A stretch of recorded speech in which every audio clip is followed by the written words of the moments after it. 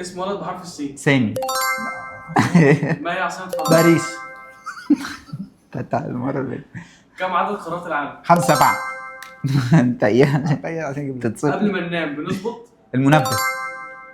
حيوان بحرف الألف. اسد. انت ايه قلت ليه؟ ايه الضحكة دي؟ مين فاز بكأس العالم الأخير؟